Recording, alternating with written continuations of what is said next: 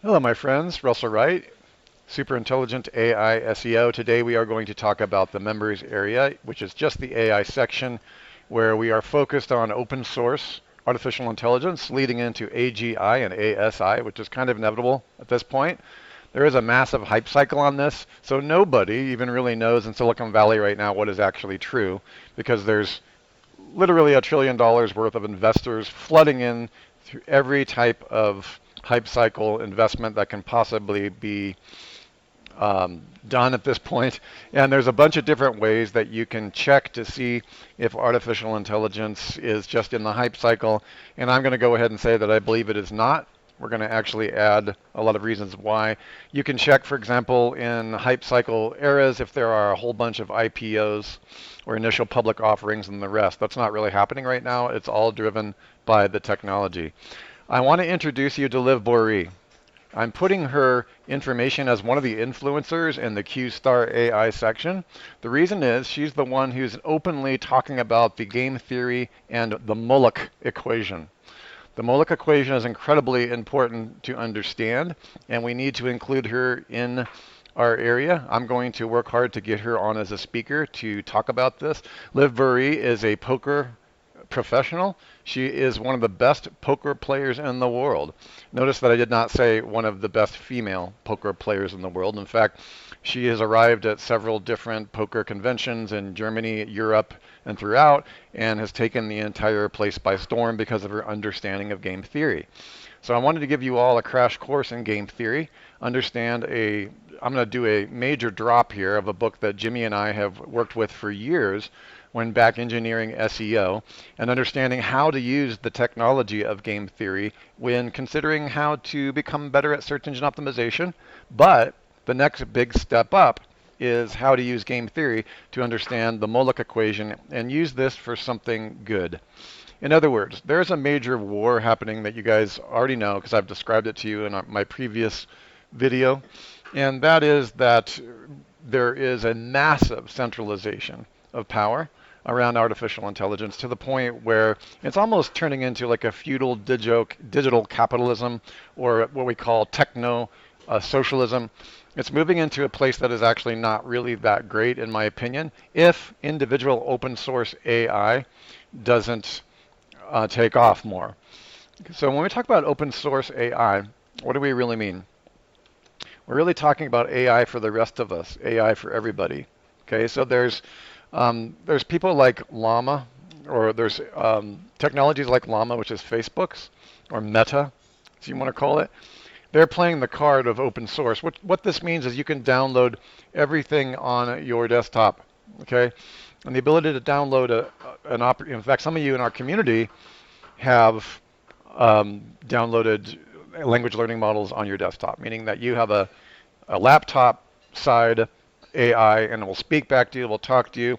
It's all compressed incredibly well so that you can actually have a conversation. Yes, language learning models can be downloaded on your desktop. In fact, the entirety of the text digital AI world, the entire internet can actually be downloaded onto your laptop. If you remove the files, the streaming, the images, and in other words, if you encrypt it all, the entirety of the internet could be downloaded onto your phone, actually. And so if you start watching the videos from Stability AI, okay, and the last thing that I just published, so it's already happened. I already predicted that this would happen. Stability.AI's CEO Emad. Now you can see the previous video right over here that I left for everybody, open source manifesto.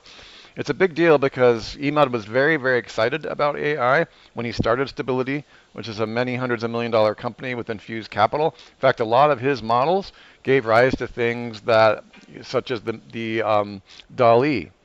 And it's not directly DALL-E, but there's a significant overlap between everybody who was scraping the world's images and creating a creative technology or a language learning model or an art learning model that can then create all of this stuff. Okay. Well, as you saw in my last video, he just left his company. Part of the reason he did that, you can see that in the previous entry we have in our community, why I'm leaving Stability AI and why I'm leaving it immediately. Okay. Additionally, you've also heard me talk about the recent merger, okay, which is called the Super Intelligent Alliance. Okay, we are still assessing the Superintelligence Alliance. Okay, but really what it is it's a merger between Fetch.ai, Singularity, Net, and the Ocean strategy model. Okay, and so this is another organization. These are all three crypto blockchain organizations that are creating an interchangeable token that allows them to all, let me just open this up, work together on behalf, the claim is working for, on the behalf of the consumer, meaning open source, meaning you and I have access and we know the secret sauce behind why AI chat bots or chat swarms are making their decisions, how they're making their decisions. It's not kept under a veil of smoke and mirrors or a veil of privacy that we cannot know how we're being manipulated. Kind of like the social media companies have kept their algorithms under lock and key so that we would not know how we've been manipulated. And when they go to Congress and Congress asks them to reveal some of these open source algorithms, they just nod and shake their head and another 5 years goes by. Okay, so it's not going to happen. Our first encounter with AI has been rough at best, so we just want to make sure that you guys are aware that there is things at stake besides just business, making money, business in a box, and hypercapitalism. There's a lot more that we need to be aware of because what we do now when we launch our businesses has to be considered with game theory. So I'm going to talk to you today. I'm going to give you a huge drop on game theory that will actually help you make more money. It's helped me make more money, and it's a book that Jimmy and I have read a lot. Okay, and we read it every year. I'm going to go ahead and put it on the screen here. And I'm actually going to have a special section on game theory in the AI SEO, in the pure AI section, which is over here in the, again, you guys should be able to find it. Just go on the left side and you'll go down. This is our SEO area. Okay, this is the Q Miracle where I show you how to use answer engines to create massive amounts of power to your website and traffic and conversion. Here's local, which is all SEO for local GBP and our reputation booster. And over here is Q Star, preparing for the future of superintelligence and preparing for the future of general intelligence, which should come first. But it looks like general intelligence might happen on Wednesday and superintelligence might happen on Saturday morning. So that's how fast stuff is going. We don't really know. But I want you to know about this book because now is a time to catch up. David McAdams is an expert in game theory. His book is so profound and so little read that it's kind of shocking. And this directly connects to the Mulloch equation, which you're going to be, the video that I've dropped you here. There's two videos I'm dropping from Liv Bory, who is, again, I'm going to be inviting her to the area to be a spokesperson as we get more and more an influencer, as we get more and more people who've looked deeply at the problem. Somebody who can basically beat most poker players in the world, has a pretty good idea of what the Mulloch equation actually is. And she also has a very good understanding of the game changer functions of all of the game theory moves that you can have in game theory. Now, I'm wrapping this around here because I'm going to go through the table of contents of David's book. Okay, the reason I want to do this now is that now that the Mulloch equation is incredibly real in Silicon Valley, and we have another escalation that's not just the tit for tat nuclear standoff, which we call the Cold War. We have something entirely different going on. Okay, what we now have is technology talking back to us, appearing to look like us, appearing to talk like us, and be able to have so-called intelligence in it. What's quite unsettling, and this is called the uncanny valley in virtual reality. I don't know if you guys are familiar with the uncanny valley. The uncanny valley is this weird place. My son and I play virtual reality. We have a helmet over here, and sometimes he plays. Some of the games that we're in are really weird because let's say you're boxing or you're shooting or you're talking to another person. They don't have the VR quite right so that it actually feels human. In fact, it feels quite off and it's uncanny or unsettling. So the VR technology companies all around the world have a name for this. It's called the uncanny valley, where it's just too weird. Like the creature feels, like your brain sort of says, okay, this feels like it should be human. It's kind of answering like a human, but there's something super creepy and not human or almost like an imitation about it. So the VR companies had to contend with the uncanny valley first.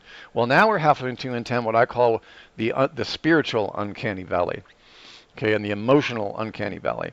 Okay, what's not just about sticking, in VR with a game character that's just like kind of off, but almost real, feeling sort of for a second, and then you're like creeped out. This is also true now with intelligence. because almost nobody that I know checks the work that AI is providing and spitting out. When they're spitting out something like in ChatGPT or whatever, they might read it quickly, but basically that's a snapshot. And just so you know, what's happened recently is a company in Australia that was boycotting politically a company. I'll have to find that for you. They were boycotting the government on some function. They spit a whole bunch of data out on OpenAI's ChatGPT, but nobody read or edited the paper. So they sent a whole bunch of objections and boycotts to the government of Australia, and nobody checked it, and half of the cases were wrong. The blame, the hostility, the anger was just stuff that the AI had hallucinated on.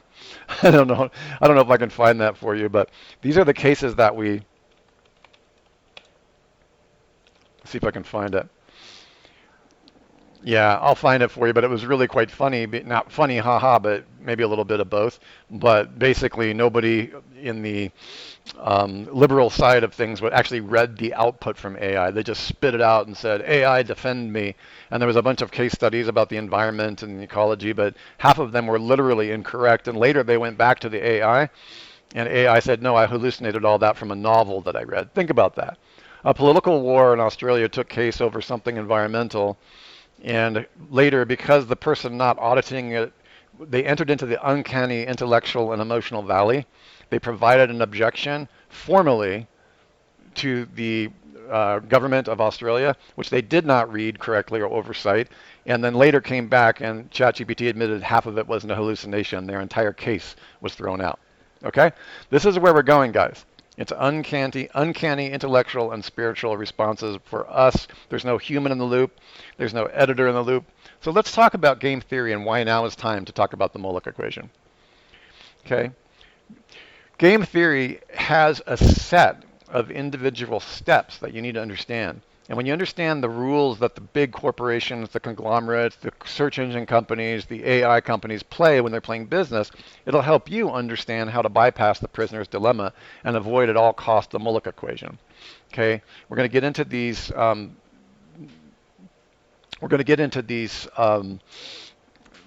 Six game theory triggers. Okay, but first, before we get into that, I want to explain why I'm doing that. What is the Moloch equation? Now, my wife is going to be able to talk a lot more about the Moloch equation in terms of biblical and historical context. Because isn't it ironic and even interesting that Silicon Valley is now pulling out a whole bunch of biblical functions, texts, and ideologies in order to come up with decent metaphors at the very least for what's happening in Silicon Valley? That's kind of interesting, isn't it? Okay, so let's read first of all the historical function. Kaylin can cover anything if we can inspire her at some point. She can cover it more. But Moloch was and again, this is a Britannica, so hey, you can take it with a grain of salt. But Moloch was a Canaanite deity associated in biblical sources with the practice of child sacrifice. Okay, so just hold that in your mind. I'm going to give you my own blurb. I'm not prepared for this talk, so anything you're getting is directly from my own thinking, my own reference aggregation here.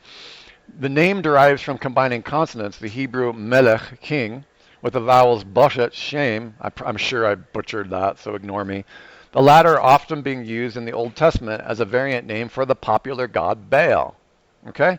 So the reason the Moloch equation has been assigned to this race to the bottom in game theory, let's go back to Liv's stuff here, is that what happened in let me make sure I'm pronouncing it right.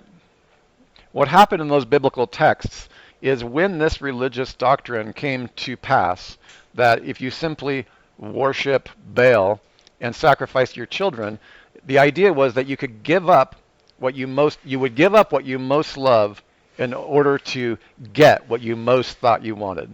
Okay, let's try that again. This idea is that you give up what you most love in order to get what you thought you wanted. Okay, and it happened quite often when you wanted to go into battle and when your culture was inseminated with a new religion, a new theology, which was in this case Baal.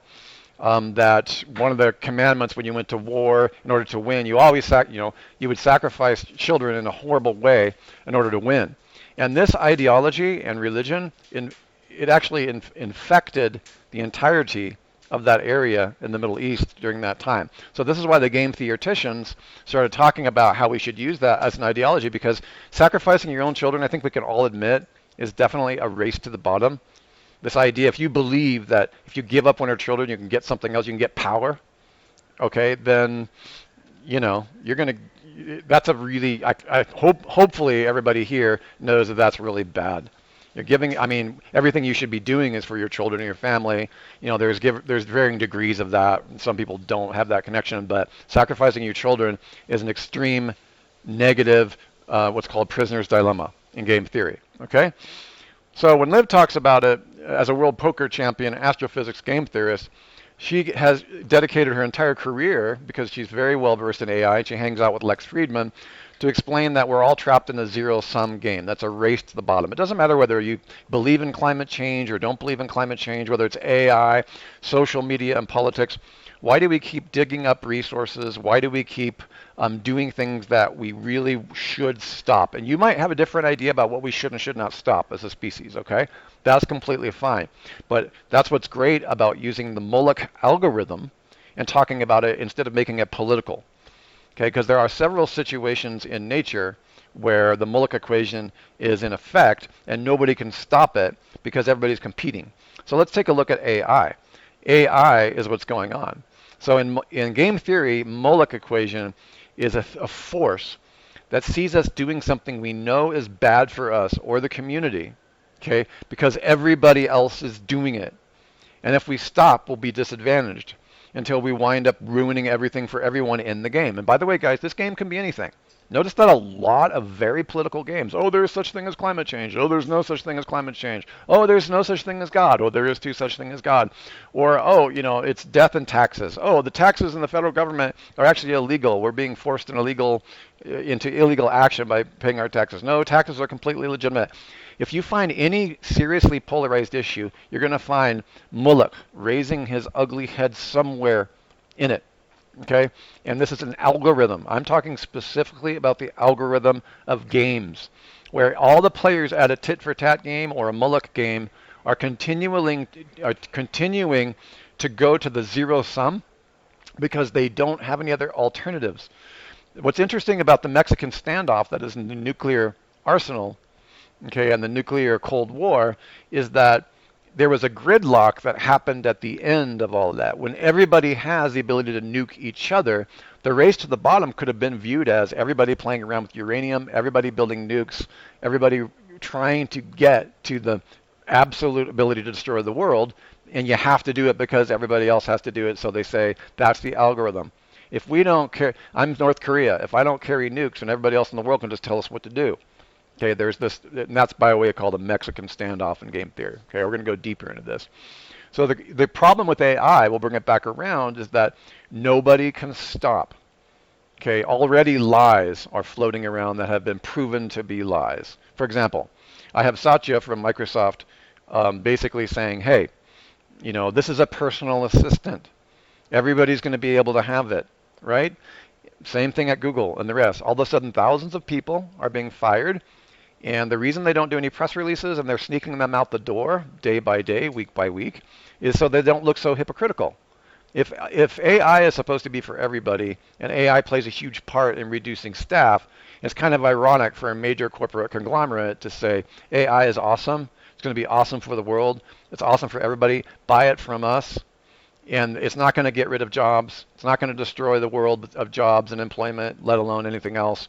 It's going to be great for all of us. Don't worry, unemployment's going to be fine. And then they just let go of 12,000, 13,000 people on an average of 50 people per day.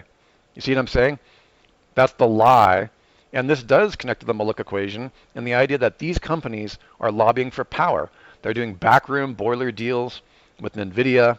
OpenAI is doing backroom boiler deals with Microsoft. There's a reason Elon Musk, who also does backroom boiler deals and fires people, he's no better, but there's a reason he's firing and trying to bring everybody, or there's a reason that he's complaining about OpenAI being two-faced and speaking out both sides of the mouth, is because they did. They're not open source. They stopped being open source after the first few years, and now they are a major paid player in the Moloch equation. So what do I mean by that? Okay. So we're going to go into game theory. If everybody at the table loses, It's a zero-sum game. Okay? So that's why this video I'm leaving for you there, and each influencer that I bring into the group, I'm actually reaching out to try to come into our community and actually have a conversation with us. AI for the rest of us. And by the way, I mostly pull in people that I know are on Team Human, and not, but I probably will pull in some people who are on Team Robot. Okay? Because we can't just only have it be one-sided. Okay, so competition gone wrong is the main function here. And it should be obvious for you to see. If people are losing their jobs, and AI for the rest of us is supposed to be awesome, and we're all supposed to have our personal, assistants and the rest, and yet we can't pay for our internet connection. I'm not saying that'll happen. Okay, Sam Altman recently wrote a document which is all about how the world is it's basically the financial future of universal basic income and how that's all going to work. Okay, it's a big deal because this entire paper has holes all the way through it. Whether you're liberal or conservative or somewhere in the middle, it can be argued on every front because we've never had this problem before. We've never had something. But generally speaking, any situations like this, aside from printing presses talking back to us and having conversations and making our toast and doing our laundry, printing presses never did that. But we're well on our way to computers actually doing that. Okay, well on our way. In fact, OpenAI's recent robot is pretty amazing. Okay, so here's what we're going to do. This all started with Scott Alexander's Moloch essay, and that's where this idea came from. So let's talk about game theory and some of the works that Jimmy and I have worked through the years. Okay, I'm going to go over this quickly. Game theory is something to watch, including the algorithmic functions of Moloch and other types of game theoretical positionings. Okay, but here's something that most people don't know. With all the great categories and tools in the game theory toolkit, almost nobody knows the order that they should be played. And guys, I could do a whole course on this worth a lot just on this topic, and who knows, I might. So when Jimmy Kelley first gave me this book, and we talked about it in 2010, we started reading this book together. Okay, so I'm going to go through them very, very quickly. The first layer is called the commit in game theory. So if you're playing chess, if you're playing poker, if you're playing checkers, in artificial intelligence, there's all kinds of games, okay? There's friendly environments, unfriendly environments. Let me give you an example. A friendly learning environment for AI would be considered the game of chess or the game of checkers. There's only so many moves, okay? There's boundaries and borders. You only have a certain amount of moves for the pieces on the board, and it's a set series of rules, okay?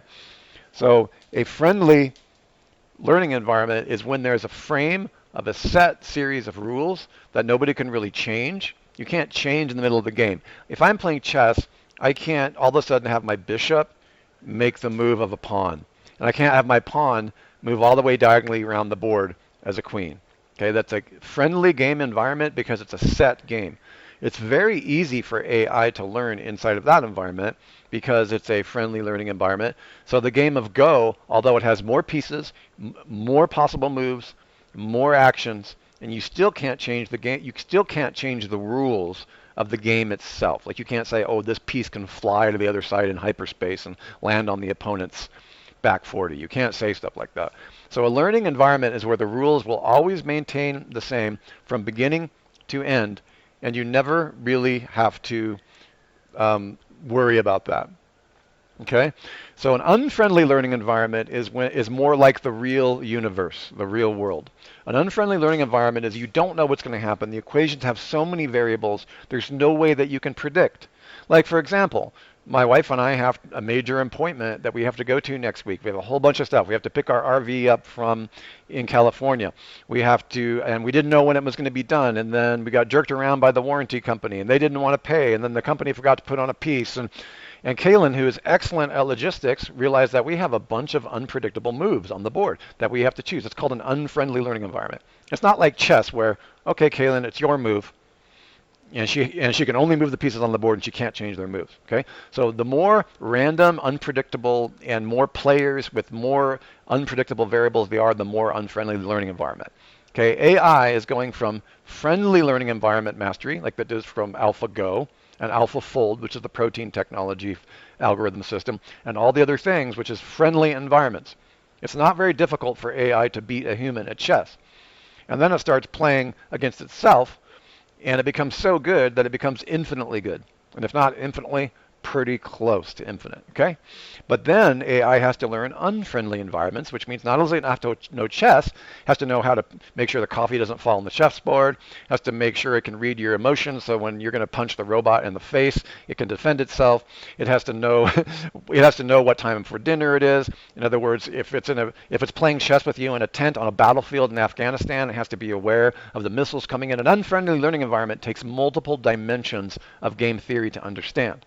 Okay, so this is what I want you to get. So we're going to bring back friendly and unfriendly learning environments. Okay, but the timing of moves in Game Theory 101, again, this is Adam's book, Game Changer Theory and Art of Transforming Strategic Situations. This is a coffee table book for Jimmy Kelley and myself. We've used it to back engineer countless algorithms on Google. Okay, but the first rule, see if we can make this larger, is commit. The timing of moves. So you're dealing with what order the moves in a friendly or unfriendly environment is. Okay, we'll get into that in some other videos, but not today. So commit is one of the big problems we're facing right now is if your incentive, because commit is all based on incentives as well. If you're committed to making millions of dollars to your shareholders and humans don't matter as much, if your moral and ethical framework is Molech-like, you don't even know it, or if it's just based on a hyper-capitalism outcome. In other words, it's incredibly common for a lot of digital platforms to have a passionate founder like myself or Kaylin, care a lot about the company, and along comes an investor, they slap down a few $100 million, and all of a sudden, the founder, aka me, stops caring about what's going on anymore. They just like take the money and run. And guess what happens after that? When you have a community or you have a board of directors like OpenAI had, I don't know how many of you are familiar with the high school musical chairs happening over in Silicon Valley. We were parked right there, it's a few miles away from there at our last spot. Putin has actually talked about like nuking data centers.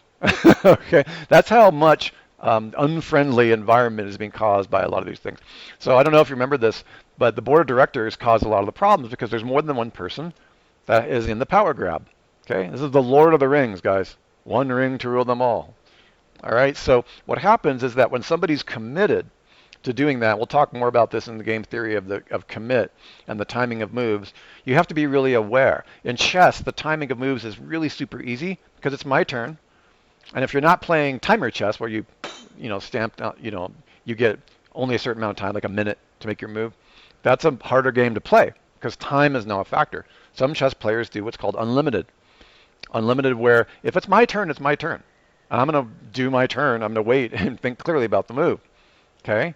If it's your turn, it's your turn. There's no timing of moves that you need to worry about. Okay? So there's more of that. But here's the thing. So the moves on the board is just mechanism 1 of game theory mastery. Mechanism 2 is invite regulation. Now think about what's been happening in AI, guys. People don't know that this is a classic textbook case of manipulating everybody. All right? Mechanism number 2 in game theory mastery, the mastery of any game, is to invite regulation. It's like, oh yeah, you're right. Everybody's scared. Oh yeah, no, AI could be, turn everything into paper clips because of the Mullick equation. It could be a race to the bottom to see which AI drone swarm, like the ones used last night in this whole Iran. It could be that the country with the superior AI infrastructure and superior drones could run the world through brute force, right? So, what do? You decide to invite regulation. What did Elon Musk do? He created a spectacle. He's suing the company that he helped found and telling everybody that we need to invite regulation. He's literally taking a play right out of the Game Changers Game Theory Handbook. Okay? Which, by the way, it's not just limited to this book. This is known by masters of many games. Did you know that there's game masters? There's game masters that no matter what, like Liv in poker, no matter what game you play with them, you can almost never win because they apply just these rules. Think about that. So inviting regulation is a classic con where it's called a mafia. What does the mafia do? They all work together against federal law. They all work together in the same. What's happening in Congress right now? They invite regulation so they can get together and regulate. I had a friend of mine, Alex, and some of you probably know, with Delta 9, the company that wants the monopoly on Delta 9 in Florida has invited regulation and brought all the documentation against their own products because they know if they win, they can be the only viable source of Delta 9 gummies in the world. And it knocks everybody else out of the game. And how do they do that? They invited regulation and they whistle blew. You whistle blow the products, okay? You whistle blow the products, you invite regulation, and you become the regulator in order to win. Do you see how that happens? Sound familiar, guys? Think of the FTC, think of the FDA, think of a variety of other regulators that control a lot of frames and whose actions are dubious and whose legal frameworks are probably not always above board. Shocker. Okay, cool. So we go on to, that's the second mechanism, commit and invite regulation. What's the third power move inside of any type of game theory assessment? Merge or collude. So once you invite regulation, like the mafia does, you merge and collude. What's happened recently, guys, in what I just said? The Superintelligent Alliance, are they merging and colluding? Okay. Superintelligence Alliance. Yes, because they understand the moves on the table. Okay. Here's the article and the video by the gentleman who created this. Okay, at singularity.net. These are all videos that we're going to. These guys are standing up for open source. Okay, they're standing up for open source, and that's really important. So by merging those companies together, Fetch, Singularity, and Ocean, okay, it gave them more power to, as they merge and collude their tokens. They're literally merging and colluding their blockchain. It gives them more power to continue to distribute open source swarms, language learning models, downloadables on desktops like some of you have. I know Adrian said he is actually running a language learning model on his desktop. Okay, I've got a couple of them that I downloaded, but I'm just simply not interested in trying to figure out how to use 13 different open source modulators. Okay, but the point is I still want that stuff out there for those of you who want to use it. So merging and colluding is happening both at the level of the empire. Some people believe Microsoft's an evil empire. I'm not saying that. I'm just saying that the guys that have trillions of dollars are merging and colluding at scale, and the smaller guys, the rebels, merge and collude. Okay? Game theory. Once you get past merge and collude, the next focus is the equilibrium concepts. In other words, now that you've merged and colluded with your teammates, you have relationships. How do you win?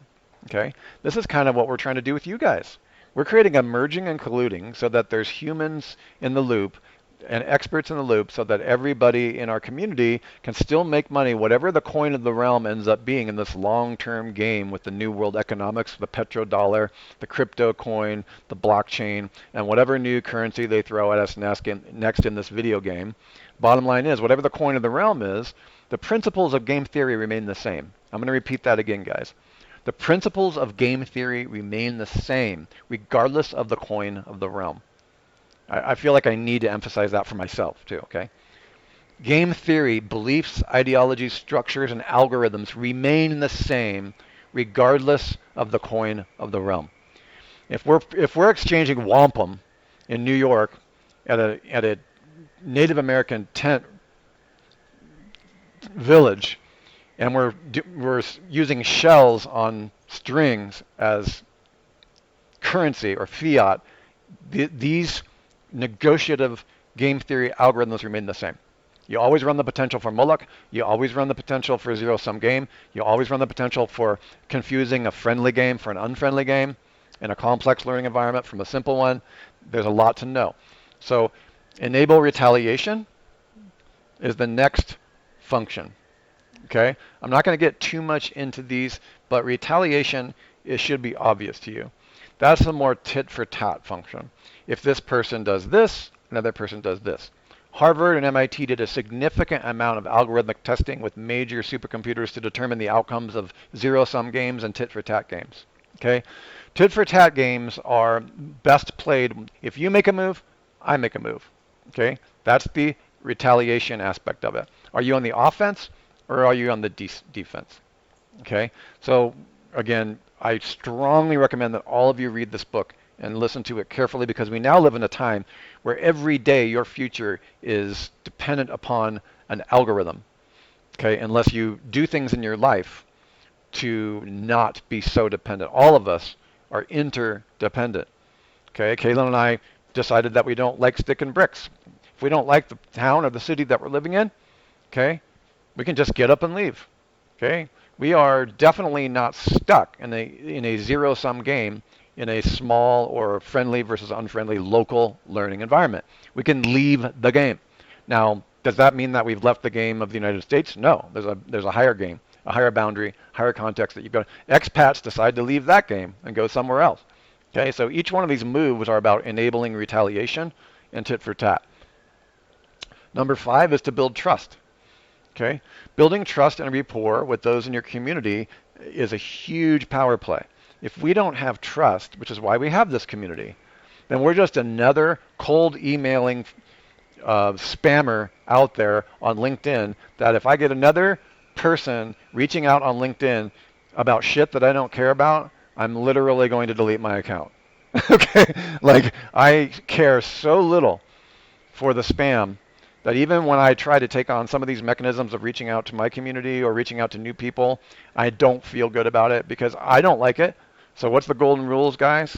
The golden rule, do unto others what you would have them do unto you. That's the enable retaliation and build trust combo in game theory. Okay?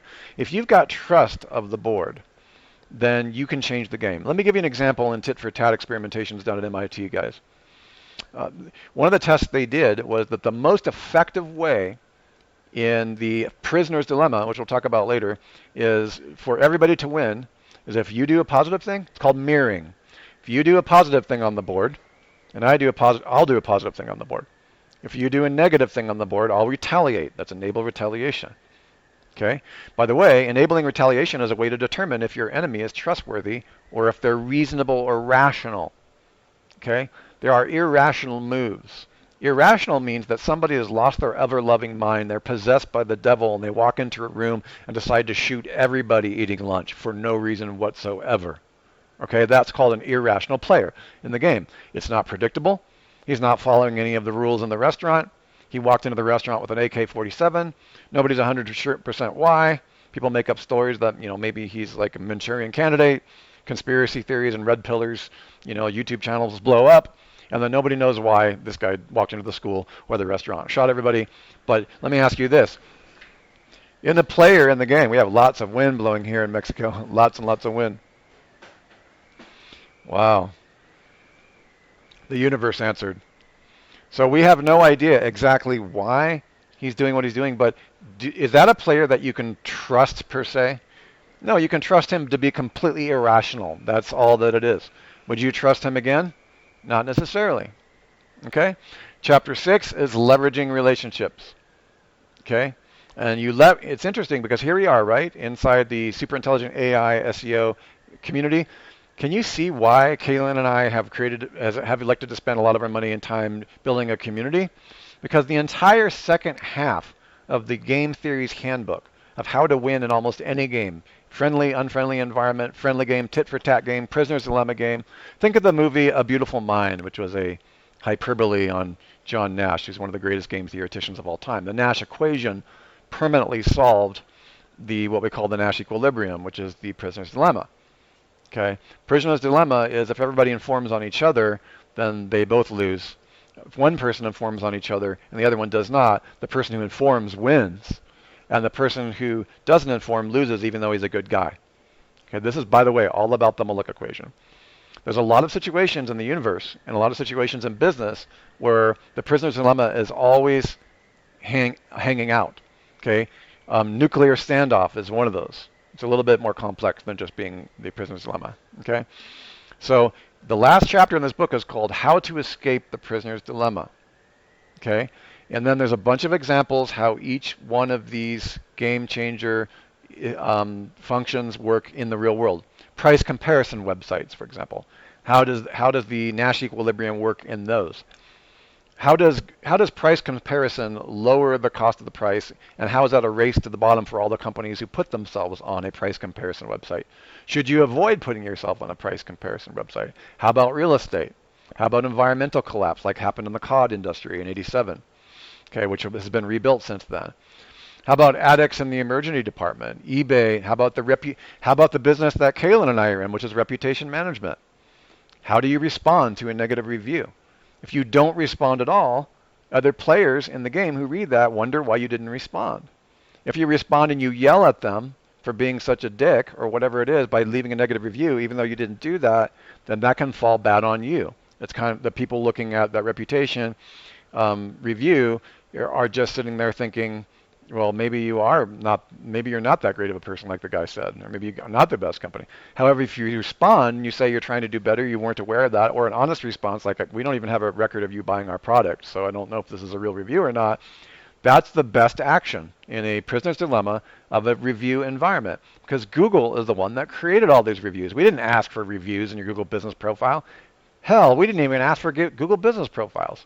They gave it to us as a gift, unquote. Okay, and here we are inside a prisoner's dilemma in a system owned by a major multinational corporation that we need to understand. Okay, so that is what this video is about. Okay, we'll have Sarah Wilson did an excellent interview with Liv. Okay, we're going to talk more about that. And by the way, I don't want you to think that little hack this that improves everything. I don't want you to think that Liv is the only one by far. Max Tegart, he's a major player in the AI industry. He has predicted that the Mullick equation is inevitable when it comes to the hypercapitalism combined with super technology combined with techno trillionaires. Okay, other people are not so sure. You know, it's like here's one of Liv Boeree got so interested in this that she did a video where she spoofed being Mullick, which I would never have done, by the way. But she did a drama where somebody played Mullick and somebody played the game. Okay, so it just kind of fooled her. And she's talking about it in terms of social media. Okay, so that's what this is about. I just want you guys to have it on your radar.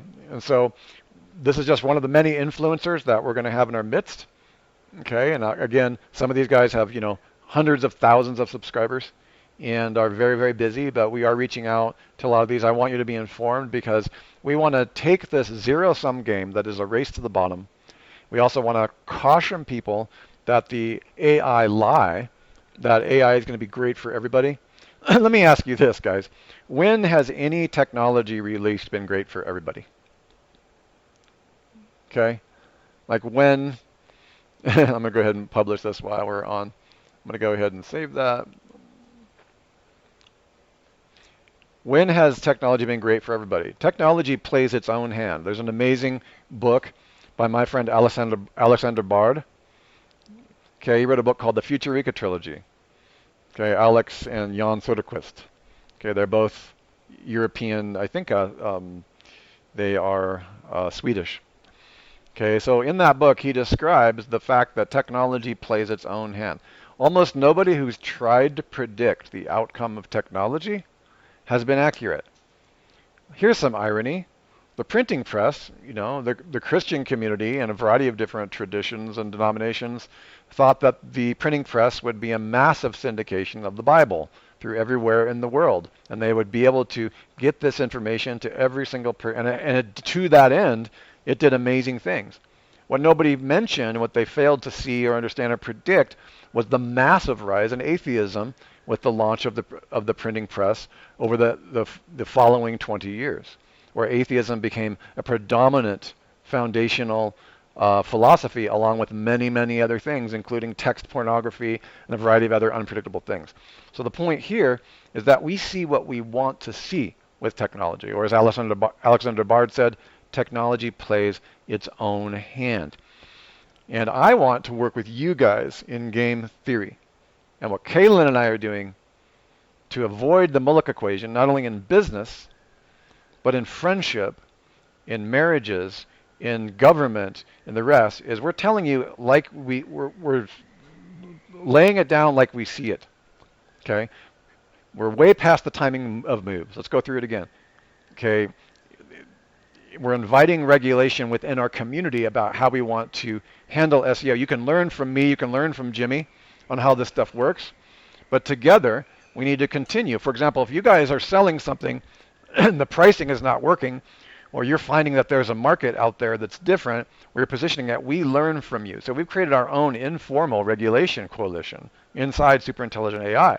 Kaylin is also always listening to what's going on. If you're telling us you tried to sell this, that, if I go out and try to sell it and I have the same problem you do, I agree with you. Then it would change. Let's say there's something going on in a different country. The search engine doesn't work as well. Okay, we have to regulate that. There's price regulation, there's execution, there's backlink standards, there's belief systems. So this is what we do together. This is a form of mechanism number 3, merging and colluding. Okay, and the rest as a community should be able to make us all more money. We enable retaliation and balance. We build trust together as a team. And in other words, enable retaliation in this case is we know when we respond to the changes in the market. An example of this in SEO is if somebody says backlinking is dead and it's all about entity optimization and leverage, okay, well test that. Find that out. Or backlinkings are partially alive, but now there's a better way. Okay, is it total? How do you make these decisions in a hierarchy tree with game theory, right? Or someone says entity optimization is ideal. Or driving fake traffic to something is real, or using social media links. You hear all these different belief systems, and you have to check them for yourself. Well, if we regulate that together, we're able to know what's actually working, and we can demystify. Okay, it's not about dethroning authority for authority's sake, for just the sake of knocking off power. It's about empowering you to become a great decision maker with your own scientific method and determining whether or not those who are teaching you what they're actually saying is true. Okay? And we build trust together in this community, and we leverage these relationships so that instead of you making $100,000 over 2 years, you make $100,000 in 1 month or $10,000 in 1 month. Heck, some of you would be happy just to be pulling in an extra $5,000. Okay?